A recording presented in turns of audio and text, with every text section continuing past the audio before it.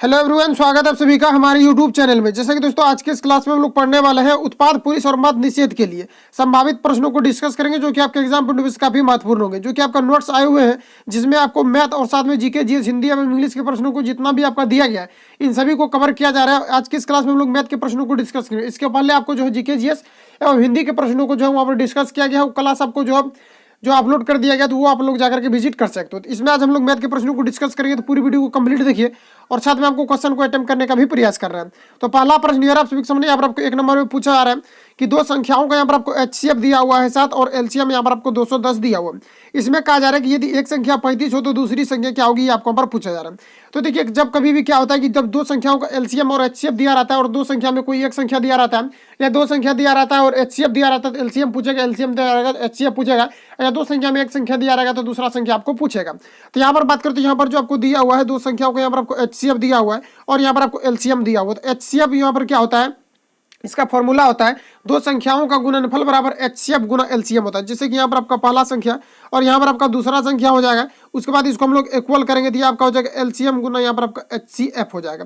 अब देखिए यहाँ पर आपको क्या कहा जा रहा है, दो संख्या यहाँ पर आपको दिया हुआ, दो संख्या में यहाँ पर आपको एक संख्या दिया हुआ है और दूसरा संख्या यहाँ पर आपको निकालना हुआ है। ठीक है, उसके बाद यहाँ पर आपको दिया हुआ है, यहाँ पर आपको एचसीएफ दिया हुआ है 7, उसके बाद एलसीएम यहाँ पर आपको दिया हुआ है 210। अब इसको हम लोग यहाँ पर कैंसिल आउट करते हैं, 3 से इसको अगर कैंसिल आउट करते हैं तो 3 7 21 0 हो जाएगा। यानी कि आपका जो दूसरी संख्या निकल करके आएगा ये आपका कितना आ जाएगा, तो ये आपका यहाँ पर आ जाएगा, यहाँ पर देखिए आपका 7 7 49 यानी कि 490 आ जाएगा, जो कि आंसर यहाँ पर आपको दिया हुआ ही नहीं है।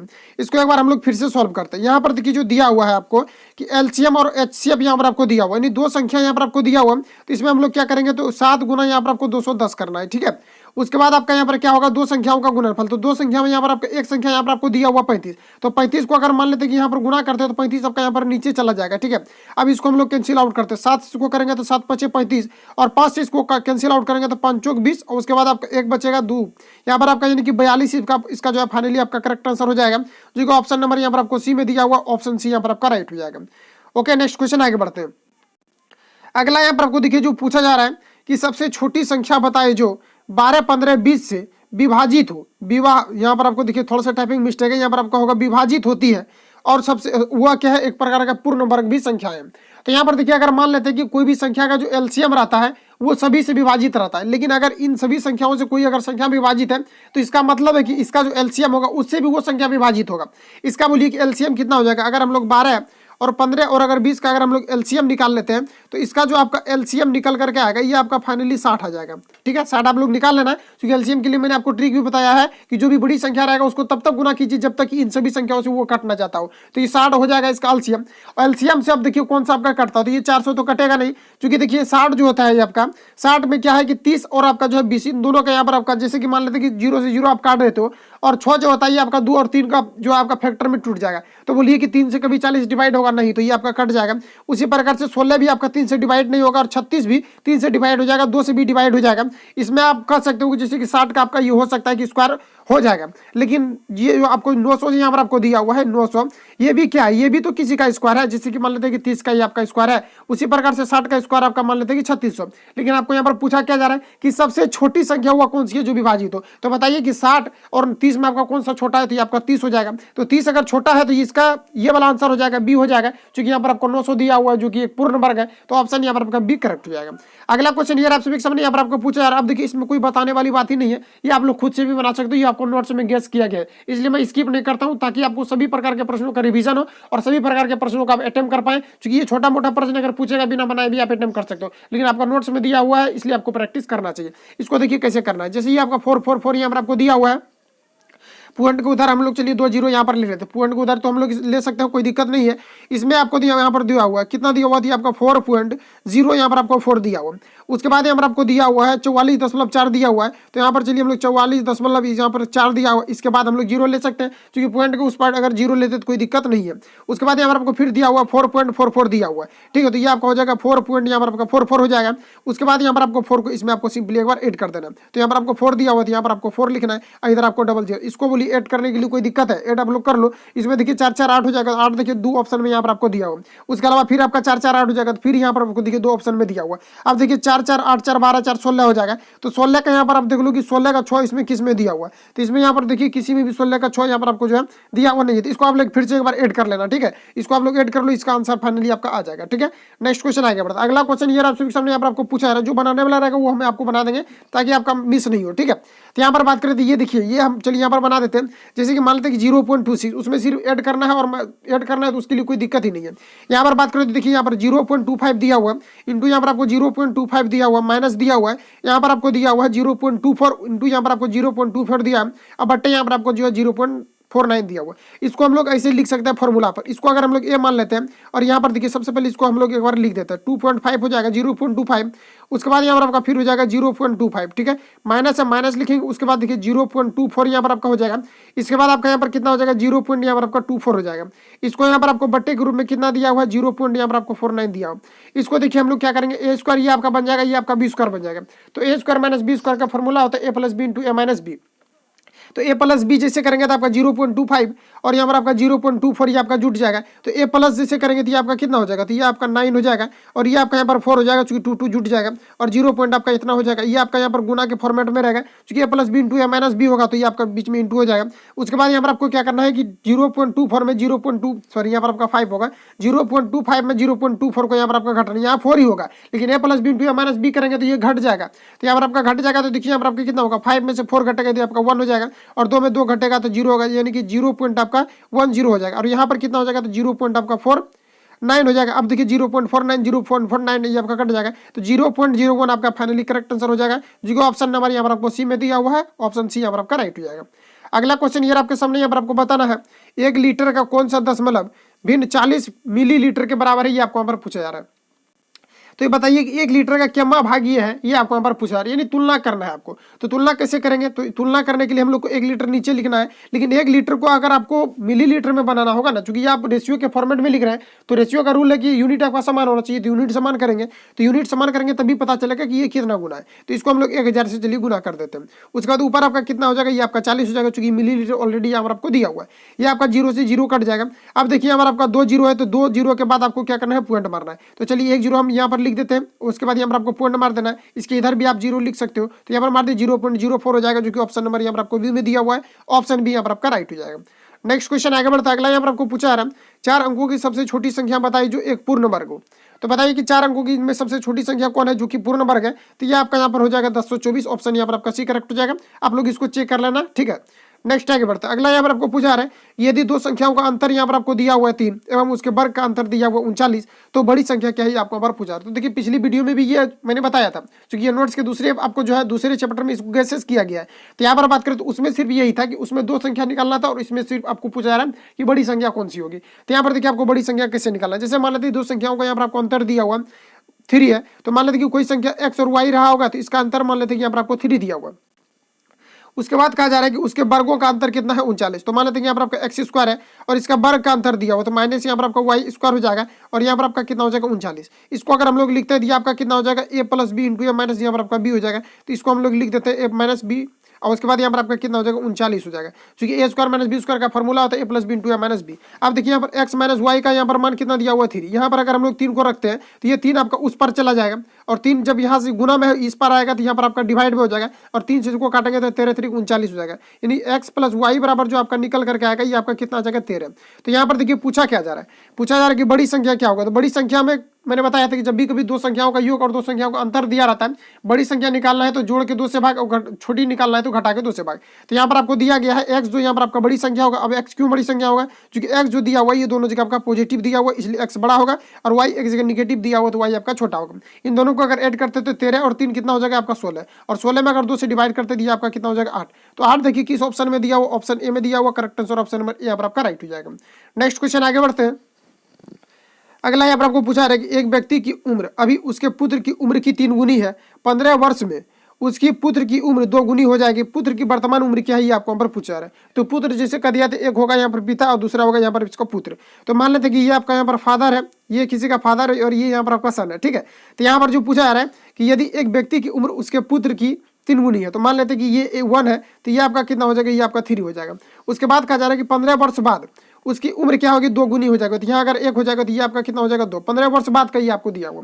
अब देखिए एज में क्या होता है कि जैसे कि कोई व्यक्ति अगर अभी आपसे 10 वर्ष अगर छोटा है तो वो 20 वर्ष के बाद भी आपसे 10 ईयर छोटा ही रहेगा, ना कि वो कम बेस हो जाएगा। ऐसा नहीं, जितना रहता है उतना ही रहता है। कोई व्यक्ति मान लेते हैं कि अगर आपसे अभी 5 वर्ष का छोटा है तो वो 50 साल के बाद भी इसको अगर देखेंगे तो वो 5 साल ही छोटा रहेगा।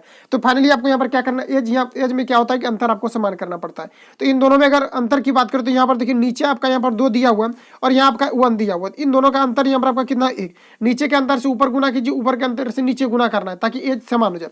जैसे कि यहाँ पर आप देख सकते हैं इन दोनों में अंतर कितना का दिया हुआ है, तो यहाँ पर आपका दिया हुआ 2 का अंतर और यहाँ देखिए 1 का अंतर हो गया। इसका मतलब है इसमें हेर फेर हुआ है, इसलिए आपको यहाँ पर क्या करना है, अंतर समान करना है। तो अंतर समान करने के लिए क्या करेंगे, ऊपर वाला अंतर से नीचे गुना करेंगे तो यहाँ पर 2 से आपको गुना करना पड़ेगा। और नीचे अंतर कितना का था, 1 का, 1 से गुना कीजिए ना कीजिए वही रह जाता है, इसलिए गुना यहाँ पर आपको नहीं करना है। अब देखिए यहाँ पर आपको कितना दिया हुआ है, आपको 15 वर्ष के बाद दिया हुआ, ठीक है। 15 वर्ष बाद कितना हो जाता है, तो 2 गुना हो जाता है। तो 15 यहाँ पर आपका निश्चित राशि दिया हुआ। अब देखिए यहाँ पर जो 15 वर्ष के बाद यहाँ पर देखिए रेशियो में कितना का वृद्धि हो रहा है, तो रेशियो में 1 से कितना हो गया, 2। और यहाँ पर भी देख सकते हैं 3 से कितना हो गया, 4। तो 1 का वृद्धि हुआ, 1 का तुलना 1 से करेंगे, अंतर का तुलना अंतर से। और निकालना क्या है, तो पुत्र की वर्तमान उम्र क्या है। तो बताइए पुत्र की वर्तमान उम्र ये आपका यहाँ है, क्योंकि वर्तमान यहाँ पर क्या कहा है कि एक व्यक्ति की उम्र उसकी अभी पुत्र के उम्र की 3 गुनी है। तो अभी जो है तो मतलब क्या हो गया, वर्तमान, और था मतलब आपका हो गया पास्ट, और होगा मतलब हो गया फ्यूचर। तो यहाँ पर बात करें तो आपका 1 से गुना कर देना है वर्तमान उम्र से। यहाँ पर आपका फाइनली जो आंसर आएगा ये आपका 15 वर्ष हो जाएगा। ऑप्शन यहाँ पर आपका ए राइट हो जाएगा। नेक्स्ट क्वेश्चन आगे बढ़ता, अगला यहाँ पर आपको देखिए पूछा जा रहा है 3/4 को प्रतिशत के रूप में किस प्रकार व्यक्त करेंगे, ये आपको यहाँ पर पूछा जा रहा है। तो 3/4 को अगर परसेंटेज के रूप में व्यक्त करना है, तो परसेंटेज के लिए अगर व्यक्त करना है तो सीधा 100 से गुना करते हैं। कोई भी संख्या रहे अगर प्रतिशत में उसको लेकर के जाना रहता है तो उसमें सीधा हम लोग 100 से गुना करते हैं। तो इसमें यहाँ पर क्या करना है कि 3/4 में आपको 100 से यहाँ पर आपको गुना कर देना है। तो चलिए कर देते हैं। यहाँ पर आपका 25 चौक 100 हो जाएगा और 25 तरीके यहाँ पर आपका 75 हो जाएगा। तो फाइनली आपका जो आंसर आएगा ये आपका 75% होगा। तो देखिए किस ऑप्शन में दिया हुआ, ऑप्शन यहाँ पर आपको डी में दिया हुआ है, ऑप्शन डी यहाँ पर आपका करेक्ट हो जाएगा।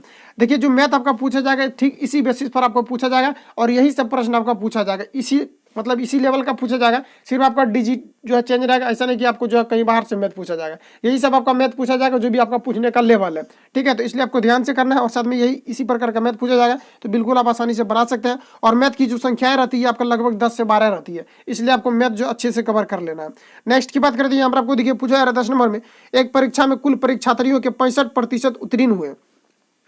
तो यहाँ पर देखिए जो 65% उत्तीर्ण हुए हैं, इसका मतलब है कि 100%, चूंकि परसेंटेज में कोई भी सवाल रहता है तो उसको 100% लेकर के चलते हैं।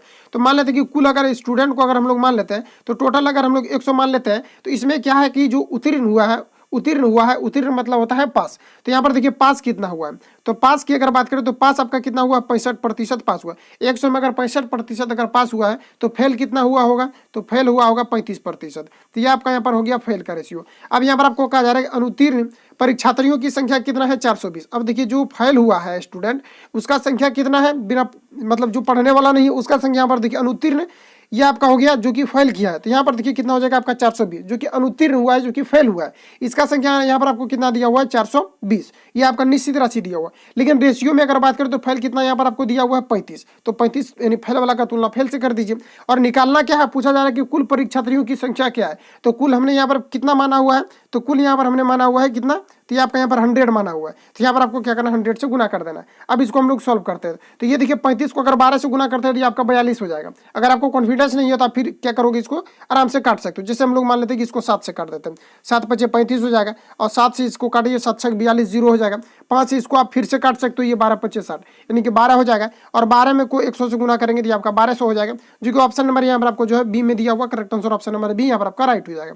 नेक्स्ट क्वेश्चन आगे बढ़ता है। अगला यहाँ पर आपको देखिए पूछा जा रहा है 11 नंबर में, 312 रुपए की राशि 60 लड़कों और कुछ लड़कियों में इस प्रकार बांटा जाता है कि प्रत्येक लड़के को 3.60 रुपया एवं प्रत्येक लड़की को 2.40 रुपया प्राप्त होता है। लड़कियों की संख्या क्या है, आपको यहाँ पर पूछा जा रहा है। तो ऐसा प्रश्न अगर पूछा जाता है तो जैसे कि मान लेते हैं अगर 5 रुपया प्रत्येक लड़का को मिल रहा है, तो मान लेते हैं कि 10 लड़का को कितना मिलेगा, तो 10 से क्या करते हैं, गुना कर देते हैं। तो 5 जो है ये कितना है, 5 रुपया प्रत्येक लड़का को मिल रहा है। लेकिन इसमें लड़का की संख्या भी आपको जानना पड़ेगा, क्योंकि जब तक नहीं जानोगे तो फिर पता नहीं चलेगा कि टोटल कितना अमाउंट को डिस्ट्रीब्यूट किया गया है। तो यहाँ पर हम लोग क्या मान लिए हैं 10, तभी पता चला कि इतना जो है पैसा को डिस्ट्रीब्यूट किया गया है। तो यहाँ पर अगर बात करें तो यहाँ पर देखिए जो दिया गया है कि 312 रुपये को 60 लड़कों में और कुछ लड़कियों में जो विभाजित किया जा रहा है, तो 60 लड़कों में अगर दिया गया है, टोटल 60 लड़कों में अगर दिया गया है कितना रुपया करके, तो 3.60। तो यहाँ पर आपको क्या करना है 3.60 से गुना कर देना है, टोटल अमाउंट निकल जाएगा।